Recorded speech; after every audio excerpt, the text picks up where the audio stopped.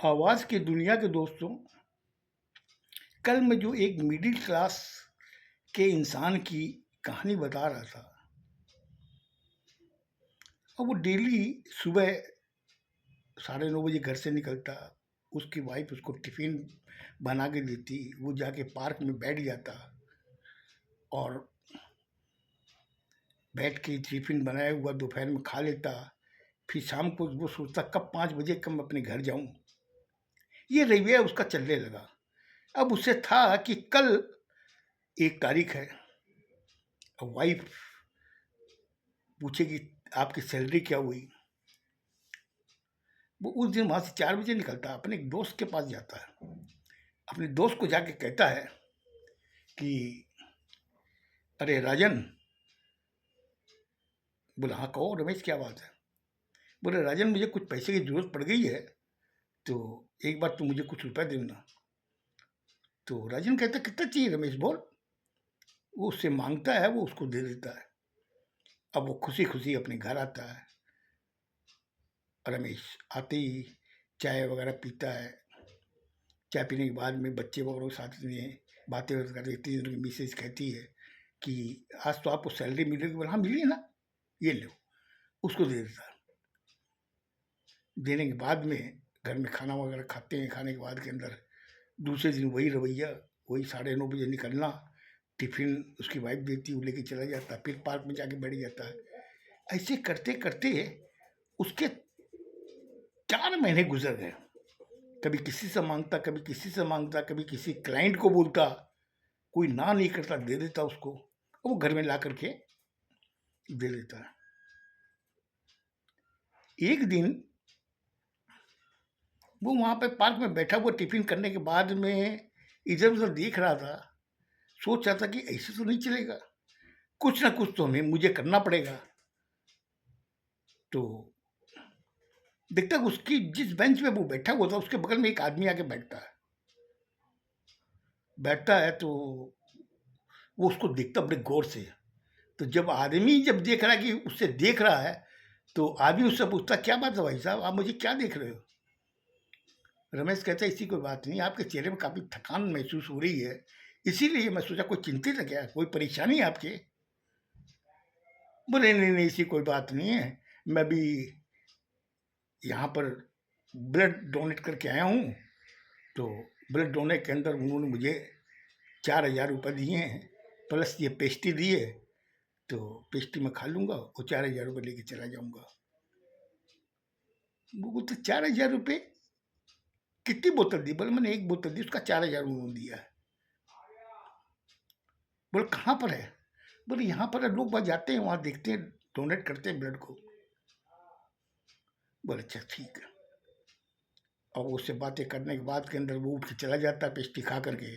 वो बेटा सोचता रहता है कि यार मोस्टली मैंने सबसे पैसे ले लिए हैं, अब किससे मांगू। अब फिर बोले 2 दिन बाद में 1 तारीख है। वो जाता है, दूसरे दिन सुबह वही पार्क में बैठता, बैठने के बाद में ही वो सोचता मैं क्यों नहीं वहाँ जाऊँ जहाँ पे ये ब्लड डोनेट होता है। वहाँ जाता है, देखता है वहाँ भीड़ लगी हुई है। उससे पूछता है कि साहब यहाँ ब्लड ब्लड डोनेट होता है। बोला हाँ होता है ना। बोले एक बोतल के कितने मिलते हैं। बोले ब्लड के हिसाब से है, अगर ब्लड आपका अच्छा है तो आपको 4,000 रुपये मिलेंगे, अगर उससे थोड़ा सा गड़बड़ है, कोई मदिरा वगैरह है सेवन करते हो, उसको कम मिलेंगे। बोले अच्छा ठीक है। अब वो खड़ा होता है वहाँ पे, एक बोतल वो ब्लड डोनेट करता है।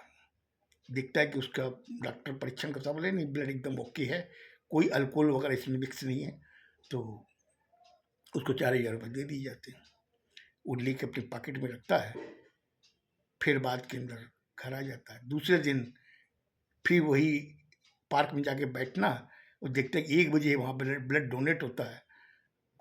तो कैंप लगता है तो वहाँ चला जाता है। फिर जाके बोलता है साहब हमारा एक ब्लड और ले लीजिए। तो एक बोतल और देता, उसकी 4,000 और आ जाते हैं, 8,000 हो जाते हैं। 2 दिन बाद में 1 तारीख थी। फिर वो 2 दिन बाद में तीसरे दिन फिर जाता है। जो इंचार्ज था, उसने कहा कि भाई साहब डेली 2 दिन से दे रहे हो, आज फिर आए हो देने के लिए? बोले नहीं नहीं कोई सुविधा नहीं है, आप ले लो। उसका ब्लड डोनेट फिर होता है, फिर वो 4,000 12,000 हो गए। वो बोलते एक काम कीजिए, एक बोतल और निकाल लीजिए। बोले क्या बात बोल रहे हैं आप? एक बोतल एक आदमी सफिशिएंट एक दिन दे सकता है, क्यों? उसका ब्लड बहुत जल्दी बनता है, तो 2 बोतल तो हम लोगों को अलाउ नहीं है। बोला ठीक है, मैं कल आऊँगा तो हो जाएगा। हाँ कल आइए, फिर आपका निकाल लेंगे। अब 1 तारीख के दिन वो फिर पहुँचता है कैंप में, जाके कहता साहब हमारा ब्लड ले लीजिए। ब्लड लेने के बाद के अंदर 4,000 फिर मिलते, उसके पास हो गए 16,000 रुपये। अब वो सोचा कि चलो बहुत अच्छी बात है, 16,000 हो गए हैं। और घर पहुँचता है, घर पहुँच पानी वगैरह पीता, फिर चाय वगैरह पीता, बच्चों के साथ खेलता है, वाइफ के साथ बातें बातें करता है। तो वाइफ को बोलता है कि एक काम कर, ये 16,000 रुपये रख ले सैलरी में से। बोले सैलरी तो आपकी बेसी है, 22,000 सैलरी है, आप 16,000 दे दो, 6,000 कम है। बोले नहीं अब की बार क्या है ना कि कुछ कम अलॉट हुए थे सैलरी के लिए, इसीलिए उन्होंने कम दिए हैं। बोले अच्छा कोई बात नहीं, वो रख लेती है। फिर बाद में दूसरे दिन फिर वो जाता है, फिर वहीं जाकर वहाँ बैठता है। शरीर में काफ़ी कमजोरी आ गई थी उसके। अब 4 दिन से 4 बोतलें उसने खून दी, कमजोरी आ चुकी थी, लेकिन वो तो आज नहीं दूंगा। फिर बाद में सोचता कि मैं आज भी नहीं दूँ, क्योंकि कमजोरी काफ़ी उसको महसूस हो रही थी। ऐसे करके 7 दिन निकल गए। 7 दिन निकल गए, उसके शरीर में इतनी कमजोरी कि वो ब्लड देने की उसकी हिम्मत ही नहीं हो। फिर बाद के अंदर वो सोचने लगा कि क्या करना चाहिए। अब तो सामने तो दिवाली है, अब दिवाली के अंदर बच्चों के लिए नए कपड़े भी लाने हैं, मिठाइयाँ भी घर में बननी है, और वाइफ के लिए साड़ी भी लानी है, मेरे लिए भी नए कपड़े लाने हैं। ये कपड़े आएंगे कहाँ से? फिर वो सोचता क्यों इतना सोचे, बाद में देखेंगे। इतना करे वापस घर आ जाता है। फिर वो सेम रवैया, सुबह 9:30 बजे निकलना, वाइफ का टिफिन देना, और वो मतलब पार्क में जाके बैठना, टिफिन के टाइम पे टिफिन करना, और फिर इंतजार करना 5 बजे कब घर आवे। अब वो देखता है कि दिवाली सामने आ रही है, रुपए की जरूरत है, रुपए हैं नहीं, एक एफडी पड़ी हुई है। अब वो उस बच्ची की है जिसका मैंने बर्थडे मनाया था, बच्ची के मैंने भविष्य के लिए रखी है। अगर एफडी तोड़ दूंगा, वो अगर वाइफ को पता चला, वो क्या सोचेगी कि आखिर आपने रुपए कहाँ खर्चा किए। लेकिन परेशानी के अंदर वो सोचता है कि इस एफडी को मुझे तोड़ना ही पड़ेगी। एफडी टोटल थी वही 22,000 रुपये की, 22,000 उसकी सैलरी थी, 22,000 की उसकी एक एफडी थी। उसने एफडी तोड़ दी। तोड़ने के बाद के अंदर वो सोचा कि अब तो 3 दिन बाद में दिवाली है, तो आज से मैं चालू करता ब्लड डोनेट देना। फिर वो वहाँ ब्लड कैंप पे चला जाता है, वहाँ जाके फिर एक ब्लड बोतल देता है। देने के बाद 4,000 मिलते हैं। फिर 2 घंटा बाद में वापस लाइन में लगता है, फिर एक बोतल दे देता है, फिर उसको 4,000 मिलते हैं। तो 8,000, 8 और 22 30 हो गए। अब सोचा कि मैं एक बोतल और दे दूं, फिर वो घूम फिर के 2 घंटे में फिर वो लाइन में लगता है, वहाँ पर वो फिर एक बोतल देता है खून। वो देने के बाद में उसके शरीर में इतनी कमजोरी आ गई, और वहाँ पे उन्होंने जो पेस्ट्री या केला वगैरह जो भी दिया उसने खाया। खाने के बाद में रुपए को अपने रखा कि भाई अब मेरे पास 34,000 है, मैं घर में ले जा करके बच्चों के लिए मिठाइयाँ वगैरह, उनके कपड़े, वाइफ के और बच्चे के ले आऊँगा करके रास्ते में निकलता चलता है। चलते चलते उसका माथा घूमने लगता है। एक तो कमजोरी, एक शरीर से ब्लड जाना, उसका माथा घूमने लगता है। घूमने के बाद में वो एक साइड में फुटपाथ पे बैठता है, एक कागज़ निकालता है, उसमें कागज़ में अपने पेन से लिखता है, लिख करके उसको मोड़ता है, इतनी देर में ही चक्कर आता है, वहीं गिर जाता फुटपाथ पर। गिरने के बाद में रास्ते में चलते हुए राहगीर वो सब देखते हैं, अरे ये आदमी कैसे गिर गया, अभी तो चल रहा था अभी गिर गया, बैठा था फिर गिर गया। सब उसके पास जाते हैं, जाकर उसे उठाते हैं, कैसे हो कैसे हो।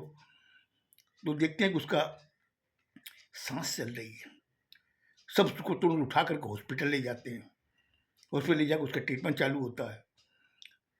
ट्रीटमेंट जब चालू होता है तो उस समय डॉक्टर कहता है कि भाई इसके शरीर में तो खून ही नहीं है।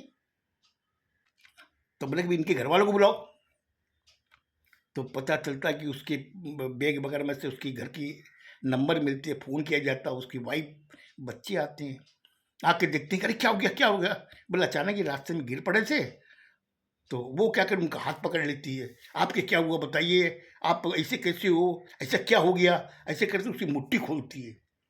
मुट्ठी खोलती है तो देखती है उसमें एक कागज़ था, जो उसने वहाँ लिखा था फुटपाथ पे बैठ के।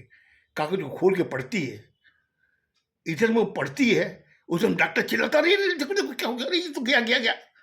इतनी देर में वो मर जाता। रमेश मरने के बाद में वो कागज़ को पढ़ती है, उसमें लिखती है, लिखा था कि मैंने अपनी ज़िंदगी में इस घर को सँवारने के लिए मैंने खून का आखिरी कतरा तक बेच दिया। अब मैं तुम लोगों को ईश्वर के हवाले छोड़ के जा रहा हूँ।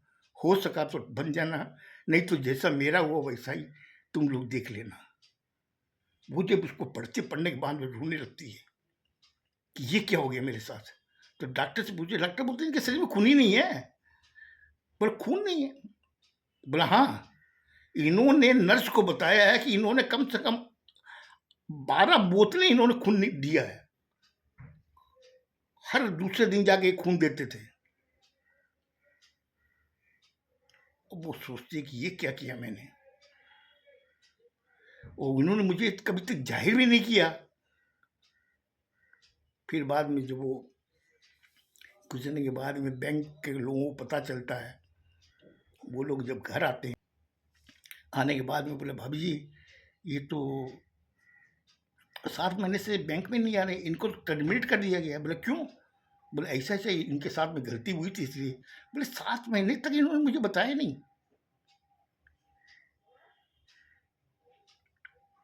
वो अपने आप को रोती है, या तकदीर को रोती है, या बच्चों को देख के रोती है, ये ईश्वर ही जानता है। लेकिन एक मिडिल क्लास इंसान की जो हार्ट टचिंग जो कहानी थी, इसके अंदर मेरा दिल कहीं ना कहीं रो रहा था कि आज उस आदमी ने अपने घर को, अपने परिवार को संवारने के लिए अपने खून का आखिरी कतरा तक बेच दिया। आपको कैसा लगा ये कहानी मुझे बताइएगा। मुझे कम से कम लाइक करो। आप जो वीडियो देखते हो, फेसबुक में देखते हो, यूट्यूब में देखते हो, लेकिन लाइक नहीं करते हो। कृपया लाइक करो, मुझे ऊर्जा मिलती है, उससे मैं और अच्छी अच्छी आपको हार्ट टचिंग कहानियाँ बताऊँगा। खुश रहो, स्वस्थ रहो, धन्यवाद।